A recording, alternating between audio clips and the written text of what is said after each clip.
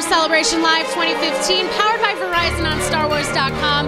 I am here with Kevin Kiner, composer of the Star Wars Clone Wars and Star Wars Rebels.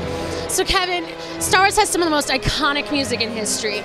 How do you approach scoring something like Rebels when there's so much, music history already ingrained in the saga?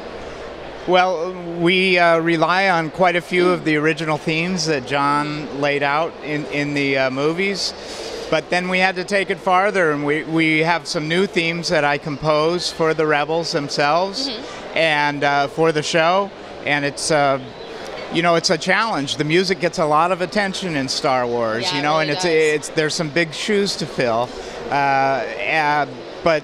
It's a joy to be working on Star Wars. It really is. What would you say is the most rewarding part about working on the animated series? Well, I think now that we're doing Rebels, we're starting to go back to music that sounds more like the original. Yeah, like the trilogy did. And that's been really rewarding for me because I've made kind of a career of studying that sound and being able to execute that orchestra, and that's just it's really I love doing music. That's why it's my job. So it's kind of a dream job. And you're really good at it. Thank you. So I monitor the social for Star Wars, and I see people complimenting the music all the time. I mean, they absolutely rave about Rebels soundtrack. What has the fan reaction been like to you? What have you seen? Yeah, it's very positive. I think it's because, I hope, it's because I'm a fan first and foremost. And when you're a fan, you want to do right by whatever it is you're working on, and there's some good history, and I don't want my ego to get in the way of that history. So for me, there's a sound that Star Wars has, and I try to stay true to that.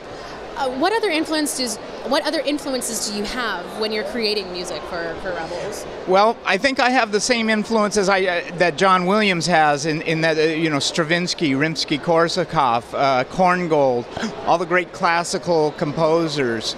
And many times I'll go and listen to that, and there'll be just a lick, maybe a flute lick or a trumpet lick or something like that. I can use that for Kanan or something, and it happens very often.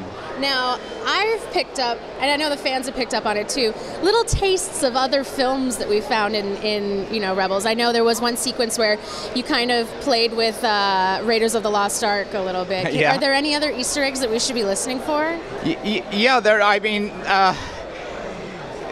definitely there was the Raiders thing because and that was kind of a direction that we got. It was kind of an adventurous scene. So we're just doing something in season 2 where we reference the Jaws soundtrack. I'll say cool. I can't really say what the scene is because it's coming up, but it works very well. We'll be watching. Yeah. How long does it take for you typically to score an episode? It takes me about 2 weeks, maybe sometimes less, but usually it's about 2 weeks. And is that about the same as it was for the Clone Wars? What are the differences between the Clone Wars and Rebels now? Well, in the Clone Wars, we were trying to bring in a lot of ethnic percussion, ethnic vocals, ethnic flutes, different things like that. We're not doing that in Rebels. We're going back to the trilogy. But in terms of my writing process, I'm writing for an orchestra, and I'm still writing Star Wars music. Now, you just mentioned you were writing for an orchestra. Have you worked with a full orchestra for any of the episodes? Sure. Yeah. The last episode of season 1 we recorded in Prague, and we've recorded. Coming up, we will probably go to Budapest or somewhere like that.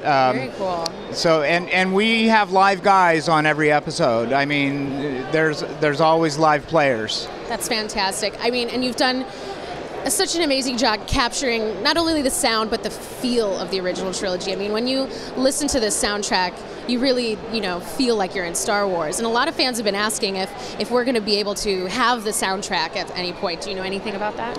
I don't know anything for sure, but I think the fans should keep asking. Me too. And I'll keep asking. I think they should keep asking too. So Thank you for coming by, guys. Kevin Kiner, Star Wars Rebels. Make sure you watch it.